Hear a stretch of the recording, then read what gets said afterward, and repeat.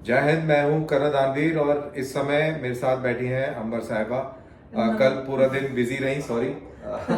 नमस्कार, जय हिंद और नेशनल पर्सपेक्टिव पर एक बार फिर से आप सबका स्वागत है।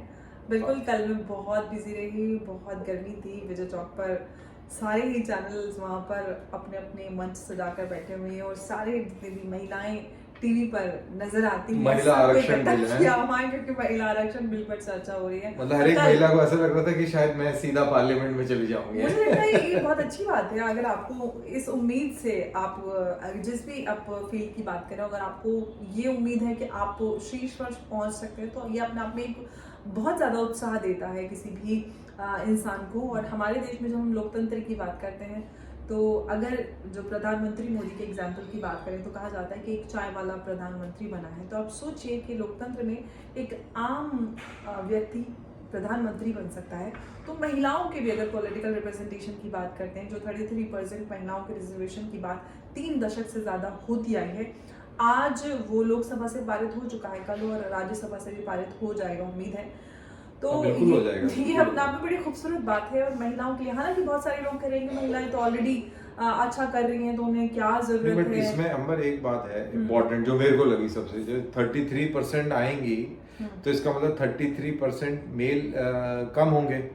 और अगर मेल इस एंगल से नहीं, मेल एंगल से नहीं मैं बात कर रहा हूँ, मैं एंगल से इस एंगल से बात कर रहा हूँ कि अगर आप देखें, लोग बोलते हैं कि जितने एमपी हैं उसमें गुंडे और रेपिस्ट, मोलेस्टर, पता नहीं किस किस के चार्ज के लोग बैठे होते हैं उसमें, तो आप ये कहिए कि उनमें भी 33% की गिरावट आ जाएगी क्योंकि महिलाएं आएंगी तो ऑफकोर्स आपको पता है कि महिलाएं इस तरह के किसी कार्य में नहीं होती हैं। और वो बहुत ईमानदारी से काम करती हैं, मल्टीटास्कर होती हैं, नेचुरल मैनेजर होती हैं। लेकिन एक चीज समझाओ, एक चीज समझ में नहीं आई। ये ओवैसी साहब और इम्तियाज, इन्होंने इनके खिलाफ वोट दे दिया, तो ये महिलाओं के पक्ष में क्यों नहीं है? इनकी क्या तकलीफ है? बात करते हैं कि अगर हम बात करें 2/3 यानी कि 454 वोट इस बिल के पक्ष में पड़े। हालांकि विपक्ष की अगर बात की जाए बहुत नानुकुर रही, लेकिन मेजॉरिटी वोट पड़े हैं। वोट तो पड़ा ना? हाँ, वोट सबने ही दिए हैं। सिर्फ 2 ही वोट ओवैसी और उनके एक दूसरे जो सांसद इम्तियाज हैं उनकी बात करें, सिर्फ उन दोनों के अलावा सब ने इस बिल के पक्ष क्योंकि ये फिर मुस्लिम्स को एक अलग तरीके से आइडेंटिफाई करते हैं। मतलब अब मैं बताती हूँ, क्योंकि राहुल गांधी की बात करें या फिर जो विपक्षी दल, इनफैक्ट राहुल गांधी ने बहुत सारे सवाल खड़े किए। उसके बाद अमित शाह गृह मंत्री, उन्होंने उनके सभी सवालों जो शंकाएं थी उनका काउंटर भी किया। लेकिन देखिए, अगर हम पहले की बात करते थे, जो 108वां संशोधन था, जो अभी 128वां संशोधन इनके नाम से ये बिल आ रहा है, महिला आरक्षण बिल या फिर महिला शक्ति वंदन अधिनियम जो है, इसकी हम बात करें तो ये 128वां संशोधन है। जो यूपीए के समय में आया था वो 108वां था। तो इनफैक्ट जिस तरह से सोनिया गांधी ने कहा कि ये तो अपना ही है, या फिर और जो लोग कहते नजर आए कि तो वही बिल है, इसको दोबारा से पेश किया जा रहा है। राज्यसभा में उन्होंने इसको प्रेजेंट किया था, पास कराया था, लेकिन लोकसभा में उसको प्रेजेंट ही नहीं किया था। तो क्यों नहीं किया था ये वही जाने, क्योंकि जो उनके ग्रुप्स थे, जो उनके अलायंस का हिस्सा थे, हम बात करते हैं लालू प्रसाद यादव की, उन्होंने तो खुलकर कहा था कि मेरी लाश के ऊपर से होकर ये सब जो भी, या फिर मुलायम सिंह की बात करें, तो दोनों का ही मुद्दा था कि एंटी विमेन से ज्यादा उन्होंने कहा कि ओबीसी को मिलना चाहिए अलग से कोटा विद इन कोटा, एक महिलाओं को कोटा।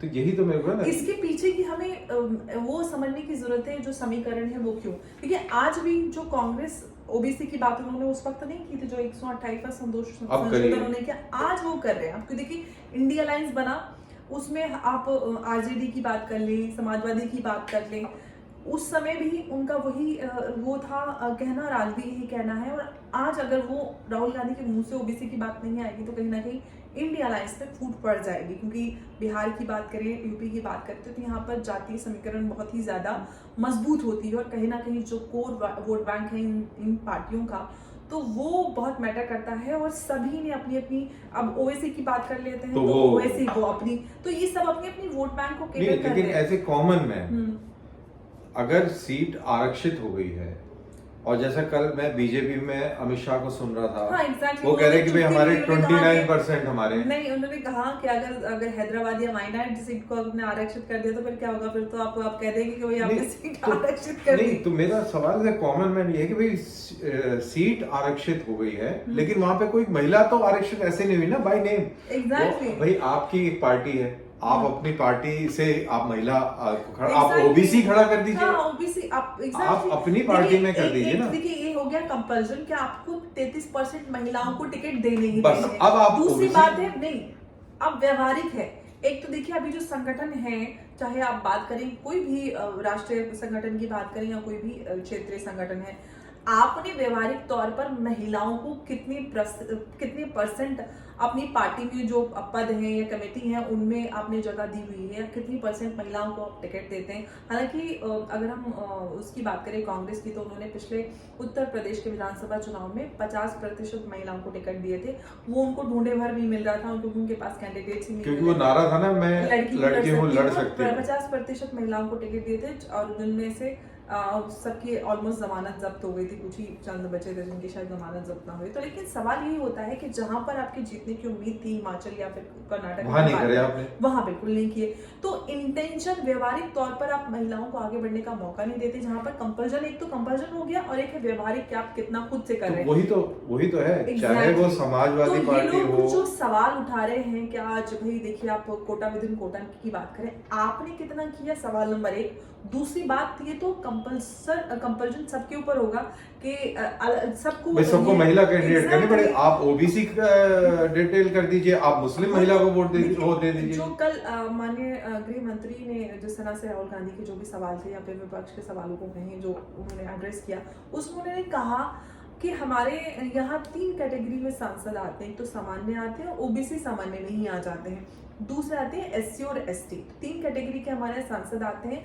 तो ऑटोमेटिकली जब आप 33% आप आरक्षण देते हैं तो इन तीनों कैटेगरी में खुद डिवाइड हो गया, खुद डिवाइड हो गया और आपने देनी भाई टिकट। हाँ, और इनफैक्ट जब 2010 के उस समय की, पिछले समय की बात करें तो उस वक्त सोनिया गांधी ने भी यही बात की थी कि आप दीजिए, आप सबको दीजिए, आप पूरे ओबीसी, एससी एसटी और मुस्लिम महिलाओं को आप कह दीजिए कि जो 33% जो सीटें निर्धारित होंगी, भाई कांग्रेस पार्टी 100% ओबीसी महिलाओं को ही टिकट देगी, आप ऐसे कह दीजिए ना। एग्जैक्टली, आप दीजिए, वही है ना कि आप दीजिए कि आप अपने जो जहां पर कैंडिडेट हर जरूरी नहीं है कि आप दीजिए। मैं तो ये कहती हूँ कि ओबीसी महिला हो, सामान्य महिला हो या एससी एसटी हो या कोई सी भी महिला हो, तो जिससे प्रतिभा है उसको मौका जरूर देना चाहिए। बेसिकली आप जब लोकसभा में इस तरीके की बात कर रहे हैं तो इसका मतलब आप ड्रामा कर रहे हैं, आप सीरियस नहीं है, आप सिर्फ उस चीज को अटकाने के लिए, लोगों को भटकाने के लिए और मजे लेने के लिए आप ये कर रहे हैं,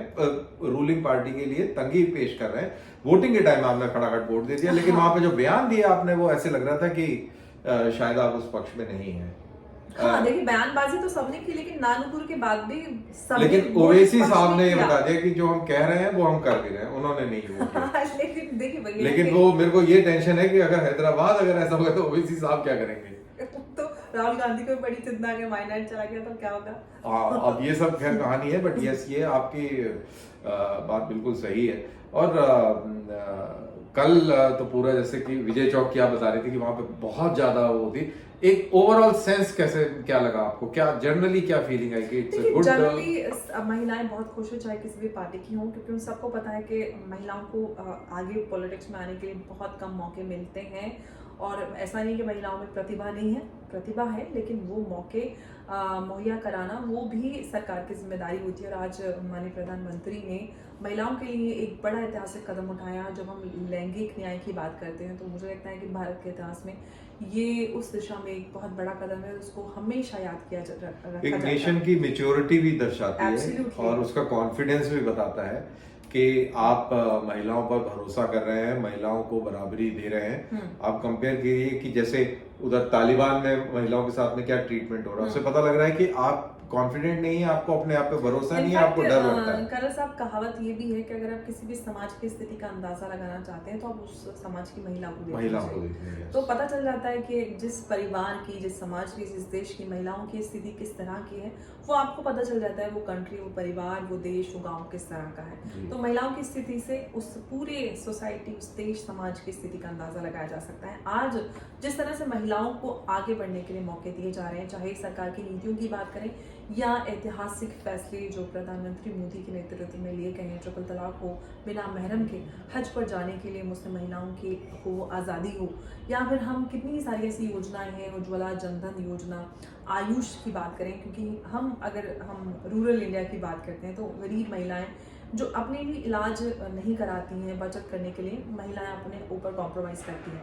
आज उनको खुद को स्वस्थ रखने का मौका मिलता है, धुएं से आज़ादी मिलती है, क्योंकि प्रधानमंत्री मोदी ने उनको गैस सिलेंडर्स उज्ज्वला योजना के तहत दिए हैं। चाहे हम बात करें जनधन योजना की, तो इस तरह के एक डेविल एडवोकेट करूंगा। देखिए, आपने कीजिए। मोदी जी की इतनी तारीफ करी, देखिए राहुल गांधी जी आज आनंद विहार गए, उन्होंने बेचारे ने एक सूटकेस उठाया, वो भी व्हील्स वाला और नहीं, लेकिन उसने अपने आप को कुलियों के साथ में आइडेंटिफाई किया है। आप चाहे व्हील्स वाला उठाए हो, लेकिन आप अब क्या करूं मैं, दीवार पिक्चर के वो तो बन गए, हीरो तो बने। अमिताभ बच्चन। अब देखिए, कोई भी बोझा, अब ये तो बहुत कॉमन सेंस, आपके अंदर कॉमन सेंस ही नहीं हो जिसको आप घसीट के ले जा सकते हैं, तो उसको आप सर पे लेके जा रहे हैं, इसका मतलब ये है कि आप दिखावा कर रहे हैं। नहीं, वो तो कर ही रहे हैं, वो कौन सा लेके जा रहे थे, वो फोटो खींच के नहीं। उठाइए तो आप उसको ले जा सकते थे। अब ये पता नहीं कि उनके पास में मर्सिडीज है कि BMW है, आप गधे हैं। मतलब एक स्मार्ट वर्क, आप उसको घसीट के ले जा सकते थे। अरे गधा बहुत इंटेलिजेंट होता है, बाय द वे, ऐसे ना कहिए। गधा तो बहुत मेहनत करता है, बहुत इंटेलिजेंट एनिमल में गिना जाता है। इस तरह के बैग्स को हम लोग आए दिन ट्रैवल करते हैं, तो हम इसको फटाफट, मतलब एक हल्का सा धक्का देना होता है। लेकिन वो तो खैर आइडेंटिटी, वो आप बैग लेने के बाद जिसको बोलते हैं बात करते हुए आराम से यकजहती दिखा रहे थे वो गरीब। और देखिए, दिखाना और वाकई में जनता के साथ कनेक्ट करना, उसमें फर्क होता है। आपको कोई भी इस तरह का काम करते, कोई ना कोई बेवकूफी वो ना करे, ऐसा कभी ऐसे मतलब हो नहीं सकता है। चक्का कंटेंट करना राहुल गांधी कभी नहीं भूलते। तो मतलब इंटरेस्टिंग ये था कि कल महिला आरक्षण बिल पर बोलते बोलते वो ओबीसी में चले गए, और सवेरे होते उसी की बात है, जब उन्होंने पेश किया था तब ओबीसी की बात ही नहीं, तब उन्होंने कहा था कि दे देना भाई सब अपना अपना। नहीं, लॉजिक तो ये कहता है, देखो लॉजिक कहता है, लेकिन आज उस लॉजिक से आप हट क्यों रहे हैं? क्योंकि गेम खेल रहे हैं ना। एग्जैक्टली, लेकिन इंटरेस्टिंग जो इंडियन पॉपुलेशन है वो बड़ी आसानी से आजकल ये गेम्स को बड़ी आसानी से पहचान जाती है। लेकिन ये लोग तो बेवकूफ बनाने से बात नहीं आते, इस तरह कोशिश करते हैं, वो जनता को बेवकूफ बनाना चाहते हैं। कुछ हद तक वो लोग जो इन सारी चीजों से अभी भी दूर है, वो कहीं ना कहीं इन्फ्लुएंस हो जाते हैं, क्योंकि उनको लगता है कि अरे जो कोर वोट बैंक है, जो राहुल गांधी बोल रहे हैं तो वो सही बोल रहे हैं, मोदी तो झूठ बोल रहे हैं। हाँ, जो मोदी हेटर है उसके लिए तो लगता है कि यार ये तो फरिश्ते का वो हो गया, अवतार है, या वो इस तरह। तो उम्मीद करते हैं अंबर की इस लेजिस्लेशन के बाद जब ये कानून में तब्दील होता है तो, और हो ही जाएगा, हो ही रहा है, अभी राज्यसभा में बातचीत हो रही है, तो ये महिलाओं के लिए, देश के लिए करते हैं बिल्कुल 100%। देश की महिलाओं को राज्यसभा, लोकसभा में जाने का मौका मिलेगा 100%। उससे देखिए, आपकी चेहरे की खुशी बता रही है कि एक्चुअल में it is a very good thing. और सोसाइटी के लिए आप देखिए, जब एक 50% जो देश का एक समाज का एक हिस्सा अगर वो पावर मैट्रिक्स से वंचित रहे, उससे दूर रहे, तो मेरे ख्याल से it is not good for development of the country, ना इम्बैलेंस्ड डेवलपमेंट है। तो मेरे ख्याल से ये अच्छी बात है, और इसी के साथ अंबर हम नाज़रीन से इजाजत लेते हैं। बिल्कुल, और जाने से पहले आप सब से एक बार फिर से मैं रिक्वेस्ट कर दूं, आप सबको याद दिलाऊं कि आपको हमारी वीडियोस पसंद आती हैं तो आप इसको शेयर करें और चैनल को सब्सक्राइब करें और वीडियो को लाइक्स देकर। बिल्कुल, विमेन रिजर्वेशन हो गया, हमारे नेशनल पर्सपेक्टिव को भी रिजर्वेशन दे दें और सब्सक्राइब कर लें। आज के लिए बस इतना ही। नमस्कार, जय हिंद।